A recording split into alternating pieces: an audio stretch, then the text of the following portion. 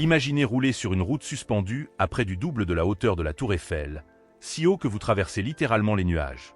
C'est exactement l'expérience qu'offre le pont de Huajiang en Chine, une structure inaugurée en septembre 2025 qui est rapidement devenue une nouvelle icône mondiale après avoir établi le record du pont le plus élevé au monde, avec un tablier positionné à 625 mètres au-dessus de l'eau, soit l'équivalent de 2050 pieds d'altitude.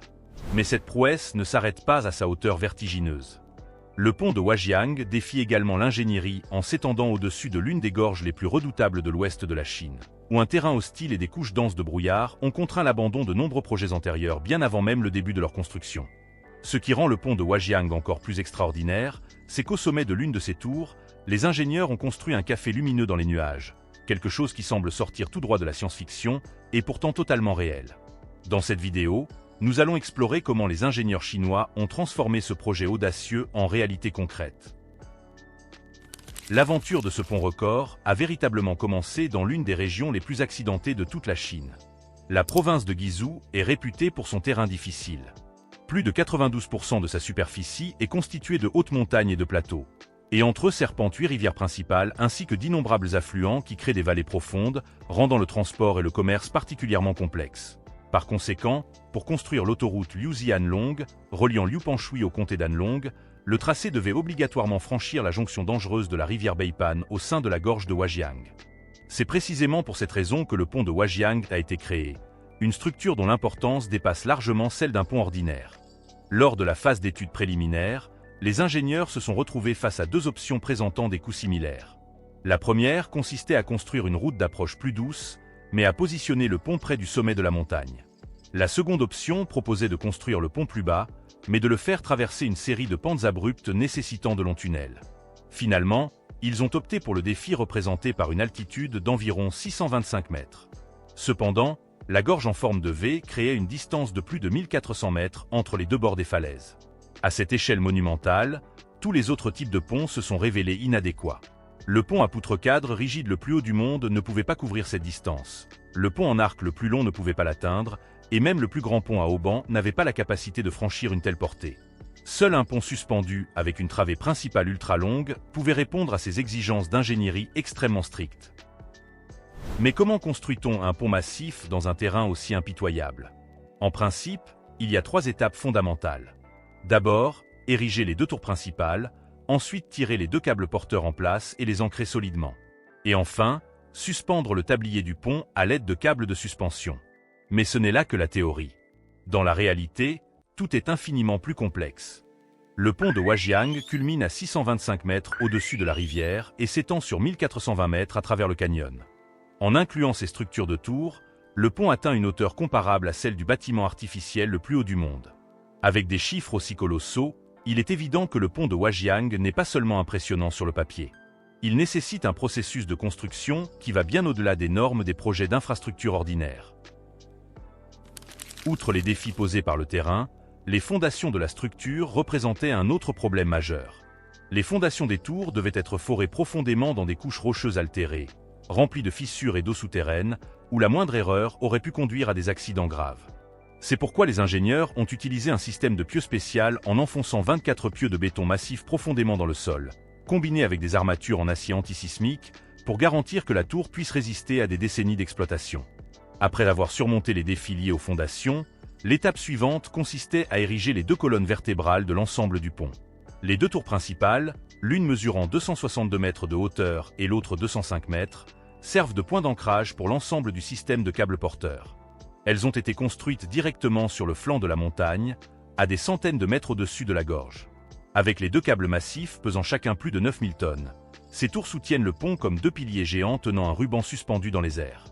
La stabilité est absolument critique, c'est pourquoi l'ensemble de la structure est renforcé avec de l'acier à haute résistance, capable de supporter des vents violents, des vibrations et même des tremblements de terre tout au long de sa durée de vie prévue. Cependant, pour que ces tours massives puissent véritablement exercer leur force, le système d'ancrage des câbles aux 2 extrémités du pont doit être suffisamment solide pour maintenir toute la structure en place. Les ancrages du pont de Huajiang fonctionnent comme des contrepoids géants, verrouillant fermement les 2 câbles principaux dans les montagnes. Du côté de Zhenfeng, l'ancrage de type gravitaire repose solidement sur le flanc de la montagne avec un volume total de béton allant jusqu'à 164 000 m3, formant un bloc de résistance extrêmement stable. Pendant ce temps, l'ancrage du côté de Guanling a été conçu comme un tunnel d'ancrage. Au lieu de placer un bloc de béton massif en surface, les ingénieurs ont creusé profondément dans le flanc de la montagne et ont fixé le système d'ancrage directement à la roche naturelle pour transférer toute la tension des câbles dans la montagne elle-même. La raison de ce choix est évidente. Derrière la tour du côté de Guanling se trouve une montagne abrupte, mais la quantité de terrain plat disponible derrière elle est extrêmement limitée. Par conséquent, utiliser la montagne elle-même comme ancrage naturel est devenu la solution optimale, économisant de l'espace tout en augmentant la stabilité de l'ensemble du système structurel. Après avoir terminé les blocs d'ancrage, l'étape suivante consistait à installer la passerelle de travail, un passage temporaire suspendu entre les deux tours, où les ouvriers construiraient l'ensemble du système de câbles. Pour tirer la première ligne pilote à travers la gorge profonde de milliers de pieds, les ingénieurs ont utilisé des drones, rendant le processus de guidage des fils plus sûr et plus précis. Une fois la ligne pilote tirée avec succès, la passerelle de travail a été formée, créant ainsi la fondation pour la phase la plus critique, la construction des deux câbles principaux massifs du pont.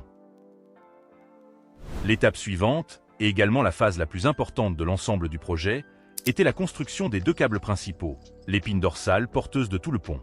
Chaque câble principal est constitué de dizaines de milliers de fils d'acier à haute résistance, torsadés ensemble avec une précision absolue pour former une structure capable de supporter des dizaines de milliers de tonnes de charge. Sur la passerelle suspendue en plein air, les ouvriers ont installé chaque toron de câble, chaque toron étant composé de 91 fils d'acier à haute résistance mesurant 5,7 mm de diamètre, tirés en va-et-vient entre les deux points d'ancrage sous supervision GPS pour maintenir une erreur inférieure à 2 mm. Dans des conditions de vent violent et à une altitude de milliers de pieds, contrôler chaque mouvement de chaque toron était d'une importance capitale. Une fois les 217 torons installés, une machine de compactage de câbles les a comprimés et liés en un câble circulaire à l'aide d'un processus de compactage spécialisé. Après quoi le câble a été enveloppé de multiples couches de protection pour résister à la corrosion, aux intempéries et aux vibrations pendant des décennies. Ce n'est qu'une fois ces deux câbles principaux massifs achevés que le pont pouvait véritablement passer à l'étape suivante, suspendre le tablier dans les airs. Une fois les deux câbles principaux terminés, le pont est entré dans sa phase décisive, la suspension du tablier. Tout d'abord, les ingénieurs ont installé le système de suspente verticale, chacune attachée au câble principal à l'aide de pinces spécialisées capables de supporter des milliers de tonnes de force. Ces suspentes transfèrent la charge du tablier aux câbles principaux, puis la distribuent aux deux points d'ancrage. Ensuite, l'ensemble du tablier, constitué de 93 segments d'acier, a été soulevé un par un depuis le centre du pont et progressivement étendu vers l'extérieur en direction des deux côtés. Chaque segment, pesant des centaines de tonnes, a été hissé à l'aide d'un système de poulies suspendues à plus de 625 mètres au-dessus de l'eau et relié aux suspentes par l'intermédiaire de joints porteurs spécialisés. Pendant l'installation, les ingénieurs devaient constamment ajuster la flèche du câble, la tension dans les suspentes et la position de chaque panneau pour s'assurer que l'ensemble du tablier restait aligné sans s'incliner ni se tordre sous l'effet des forces du vent. Une fois les 93 segments mis en place et connectés en une structure unifiée, le système de tablier a ensuite été construit par-dessus, transformant la structure d'acier suspendu en une autoroute entièrement fonctionnelle. Après l'achèvement de la construction, l'étape suivante consistait à évaluer la résistance réelle du pont. Lors du test de charge réalisé en août 2025, 96 camions lourds d'un poids total de 3700 tonnes ont été utilisés pour évaluer la capacité portante et les performances dynamiques du pont. Plus de 400 capteurs ont enregistré des données sur la déformation, les contraintes et les vibrations, garantissant que le pont répondait aux normes de sécurité les plus strictes. Ce test a non seulement confirmé sa sécurité absolue, mais a également démontré des avancées dans la surveillance en temps réel de la santé structurelle.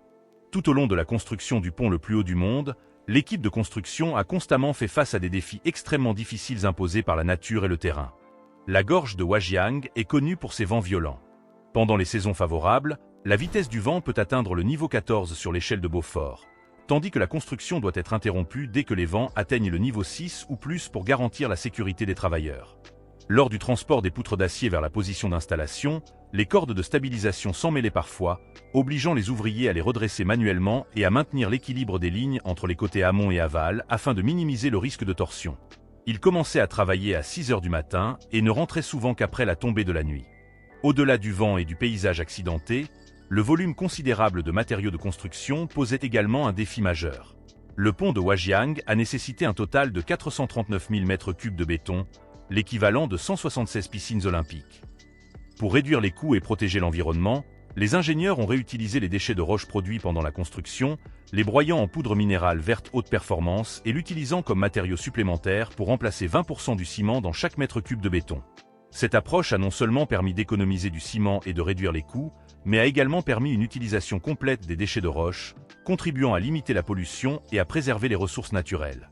Grâce à ces mesures, l'équipe de construction a non seulement surmonté les défis naturels et géographiques, mais a également livré le projet de manière durable et efficace. Après tous les efforts déployés pour conquérir les montagnes et les falaises, le pont ouvre désormais un monde entièrement nouveau pour cette région.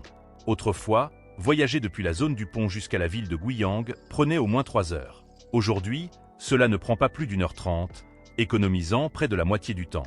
Des déplacements plus rapides rendent non seulement la vie plus pratique pour les résidents locaux, mais profitent également à des milliers d'autres personnes dans toute la région. En tant que projet de transport combiné au tourisme, le pont de Huajiang a été conçu dès la phase de planification pour garantir à la fois l'intégrité structurelle et l'expérience des visiteurs. Avec des vues dégagées, une altitude idéale et un paysage magnifique, les deux côtés du pont ont été équipés de garde-corps de sécurité et d'un revêtement de chaussée spécialisé qui non seulement stabilise le tablier, mais prend également en charge les sports d'aventure en haute altitude. À l'intérieur de la poutre d'acier se trouve un passage pour les visiteurs qui, s'il n'avait pas été construit pour le tourisme, servirait simplement de passage de maintenance. Et son impact s'étend bien au-delà de ce qui est visible.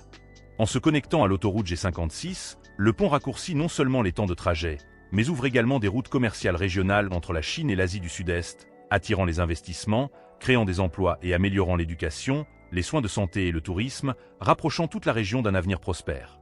Le pont de Huajiang n'est pas seulement une structure d'ingénierie massive, mais aussi l'aboutissement de l'intelligence, des efforts et de la persévérance des ingénieurs chinois.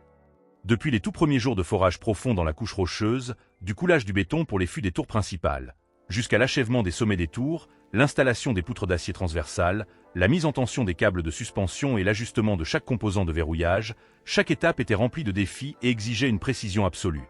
En regardant en arrière sur l'ensemble du processus, le pont semblait croître jour après jour, depuis le moment où il n'était qu'une idée sur papier, jusqu'à ce qu'il devienne finalement une réalité majestueuse enjambant le canyon profond. L'histoire du pont de Huajiang n'est pas seulement l'histoire d'un record mondial, mais aussi un témoignage de la transformation de la province de Guizhou, d'une terre reculée et accidentée, à une région désormais intégrée dans le rythme moderne du XXIe siècle. Alors maintenant une question dérangeante s'impose. Faut-il admirer ce pont ou s'inquiéter d'un monde qui repousse toujours plus loin les limites du risque pour battre des records? Certains y voient une victoire spectaculaire de la technologie, d'autres une course au record toujours plus risquée, où l'on construit plus haut, plus long, plus extrême sans toujours se demander jusqu'où il est raisonnable d'aller. Et vous, rouleriez-vous sans hésiter sur ce pont à 625 mètres au-dessus du vide? Ou trouvez-vous ce type de projet inutilement dangereux? Dites-le franchement en commentaire, le débat est ouvert. Si ce documentaire vous plaît, alors n'oubliez pas de mettre un like, de vous abonner et d'activer la cloche pour ne manquer aucun de nos contenus. Mais ne partez pas encore, ce n'est pas tout. La suite de cette vidéo sera tout aussi passionnante. Alors restez avec nous jusqu'au bout.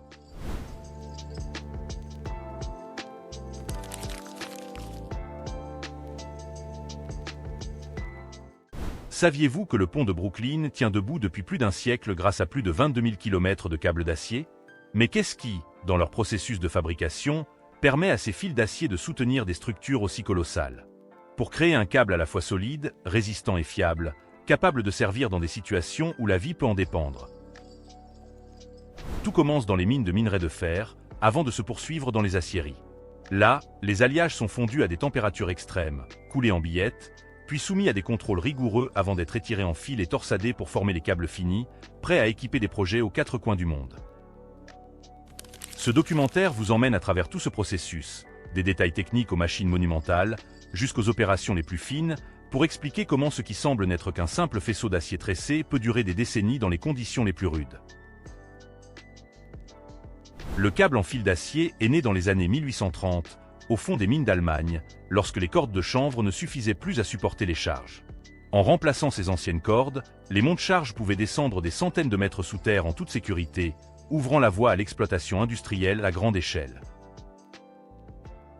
Près de 2 siècles plus tard, ce matériau s'est imposé dans presque tous les domaines. Chaque année, le monde consomme plus de 10 millions de tonnes de câbles en acier, utilisés dans les infrastructures, l'industrie lourde, le pétrole et le gaz, le transport maritime et même les énergies renouvelables. Des millions d'ascenseurs dans le monde en dépendent, permettant au gratte-ciel de s'élever et de façonner la silhouette de nos villes modernes. Ce qui est véritablement fascinant, c'est le rapport entre leur petit diamètre et leur capacité de charge impressionnante. Les faisceaux de fil d'acier torsadés offrent non seulement de la flexibilité, mais répartissent aussi les forces de manière homogène sur toute leur section. Ainsi, un câble de seulement quelques centimètres d'épaisseur peut supporter des centaines de tonnes. Un véritable prodige mécanique du monde moderne. Le voyage du câble d'acier commence dans les vastes mines de minerais de fer, profondément enfouies sous terre. De puissants forêts pénètrent la roche pour créer des trous destinés aux explosifs. Les détonations contrôlées fragmentent la pierre, libérant des blocs de minerais brun-rouge. D'immenses excavatrices hydrauliques soulèvent ensuite ces blocs, parfois de plusieurs dizaines de tonnes, pour les charger sur des camions capables de transporter des centaines de tonnes à la fois. Ces camions circulent sans relâche sur des itinéraires dédiés, évacuant le minerai vers la surface. Sur le site de stockage, le minerai est déversé dans des trémies avant d'être transféré sur de longs convoyeurs. Là, des cribles vibrants et des séparateurs magnétiques éliminent la terre, le sable et les impuretés grossières. Le minerai pré-traité est souvent broyé en morceaux plus petits pour faciliter le transport et la fusion ultérieure. Des wagons spécialisés et des cargos géants prennent ensuite le relais, chacun transportant des milliers de tonnes. Ce cycle d'extraction et de préparation fonctionne sans interruption, garantissant un approvisionnement constant pour l'industrie sidérurgique et assurant la disponibilité de la matière première nécessaire à la fabrication des câbles. À l'arrivée des trains de minerai dans l'acierie, le processus de fusion commence. Des milliers de tonnes de minerai de fer, mélangées à de la ferraille recyclée, sont introduites dans un gigantesque four à arc électrique aussi haut qu'un immeuble. À l'intérieur, d'énormes électrodes en graphite font passer un courant colossal, générant une chaleur de plus de 1600 degrés Celsius, suffisante pour transformer le métal solide en une masse en fusion semblable à de la lave volcanique. Pour conférer à l'acier ses propriétés mécaniques spécifiques, les ingénieurs ajoutent soigneusement du manganèse pour accroître la résistance, du chrome ou du nickel pour la protection contre la corrosion, et du silicium pour améliorer la ductilité. En parallèle, de la chaux vive et de la fluorine sont ajoutées, formant une couche de laitier à la surface. Ce laitier agit comme un filtre naturel, absorbant les impuretés et raffinant le métal fondu pour obtenir un acier plus propre et plus robuste. Le mélange est continuellement brassé par de puissantes électrodes, tandis que des capteurs modernes contrôlent la composition chimique avec une précision extrême, garantissant que chaque lot respecte des normes strictes. Une fois l'acier purifié et sa composition ajustée, il passe à l'étape de la coulée continue. Contrairement à autrefois, où le métal était versé en l'eau, aujourd'hui, il s'écoule sans interruption dans des moules en cuivre refroidis par circulation d'eau. Au contact des parois froides, la couche externe se solidifie immédiatement tandis que le cœur reste liquide. La solidification progresse de l'extérieur vers l'intérieur, formant des billettes de plusieurs mètres de long, généralement à section carrée ou rectangulaire. À la sortie du moule, encore portées à des milliers de degrés, elles sont directement envoyées au laminoir primaire pour profiter de leur chaleur résiduelle. De gigantesques rouleaux en acier allié exercent alors une pression considérable sur la billette. À chaque passage entre les cylindres, celle-ci s'aplatit et s'allonge, réduisant son épaisseur et augmentant sa longueur. Le processus se répète plusieurs fois, transformant progressivement la billette en barre, en plat ou en brame semi-fini.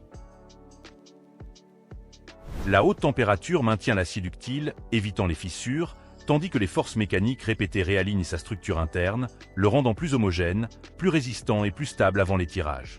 Après le laminage à chaud, le matériau passe sur la ligne de laminage à froid pour être réduit en fil d'une précision extrême. Les barres rougies sont d'abord refroidies par jet d'eau sous pression, puis passent entre une série de cylindres qui les allongent et les affinent progressivement. À chaque passage, la section du métal diminue, se transformant en forme ronde ou plate prête pour les tirages. Lors de cette étape, le fil traverse successivement des filières de diamètre de plus en plus réduit. Chaque passage le rend plus fin, plus lisse et plus homogène. Ce processus, effectué à température ambiante, nécessite un contrôle rigoureux de la force de traction, de la vitesse et du frottement. La moindre variation peut entraîner une rupture ou une perte de ductilité. Dans les usines modernes, des capteurs laser mesurent en continu le diamètre du fil, avec des systèmes de correction automatique ajustant la traction en temps réel. On obtient ainsi des bobines de fil d'acier d'une précision quasi parfaite, dotées de la solidité indispensable à la fabrication des câbles. Mais atteindre la bonne dimension n'est que la moitié du parcours. Pour satisfaire pleinement aux exigences mécaniques, le fil doit subir une étape cruciale, le traitement thermique. Il est chauffé dans un four à très haute température, entre 400 et 800 degrés Celsius, dans une atmosphère strictement contrôlée. La chaleur modifie la structure cristalline interne du métal, réorganisant le réseau des grains pour obtenir un équilibre idéal entre dureté et élasticité. Dès que la température voulue est atteinte, le fil est immédiatement refroidi par des jets d'air ou plongé dans un bain d'huile, fixant ainsi sa nouvelle structure. Ensuite vient le revêtement anti-corrosion. Selon son usage final, chaque fil reçoit une couche protectrice, généralement de zinc ou de polymère. Exposé à l'humidité, à l'eau salée ou à des agents chimiques, ce bouclier invisible empêche l'oxydation. Avant d'être revêtu, le fil est soigneusement nettoyé à l'aide d'une solution acide douce pour éliminer graisse et traces de rouille. Il est ensuite trempé dans un bain de zinc fondu ou recouvert par un polymère chauffé sous pression contrôlée. Le revêtement doit être uniforme et parfaitement adhérent, car la moindre bulle d'air pourrait compromettre toute la durée de vie du câble. Après cette protection, le fil passe par une inspection complète. Des capteurs sophistiqués vérifient son diamètre au micromètre près et détectent la moindre déformation. À la moindre anomalie, le fil est immédiatement écarté. Cette sélection drastique garantit que seuls les fils les plus résistants poursuivent leur route vers l'atelier de câblage. Là, des centaines de bobines sont installées sur de grandes machines rotatives. En tournant autour d'un axe central, elles tressent les fils ensemble selon un schéma précis. Le cœur du câble peut être en acier, pour une résistance maximale, ou en fibre synthétique, pour une meilleure légèreté et résistance à la corrosion. Les fils sont d'abord regroupés en taurons, puis plusieurs taurons sont enroulés autour du noyau pour former le câble final. Tout au long du processus, des capteurs mesurent la tension et l'angle de torsion pour maintenir une parfaite uniformité. Si un fil est trop tendu ou trop lâche, la machine ajuste automatiquement la pression en temps réel. Une fois le câblage terminé, le câble reçoit une couche d'huile ou de lubrifiant industriel, appliqué par immersion ou pulvérisation sous pression. La vitesse d'enroulement et le débit du liquide sont contrôlés pour garantir une imprégnation homogène. Ces huiles, souvent enrichies d'additifs anti-corrosion, assurent une protection durable, notamment pour les câbles destinés au milieu marin. Avant de quitter l'usine, chaque câble est soumis à des essais extrêmes. Traction jusqu'à la rupture, flexion répétée, test de charge dynamique. Seuls ceux qui passent ces épreuves sont validés. Ensuite, ils sont enroulés sur des bobines métalliques, filmés pour les protéger de l'humidité et étiquetés avec un code de traçabilité. Des grues automatisées déplacent ces bobines vers la zone logistique, où elles sont chargées sur des camions ou des conteneurs spéciaux, prêts à rejoindre les chantiers du monde entier. Du bloc de minerai brut au câble d'acier haute résistance, chaque étape témoigne de la précision et de la puissance technologique de l'ingénierie moderne. Derrière chaque fil se cache un savoir-faire où le moindre détail a son importance. Si ce documentaire vous plaît, alors n'oubliez pas de mettre un like, de vous abonner et d'activer la cloche pour ne manquer aucun de nos contenus.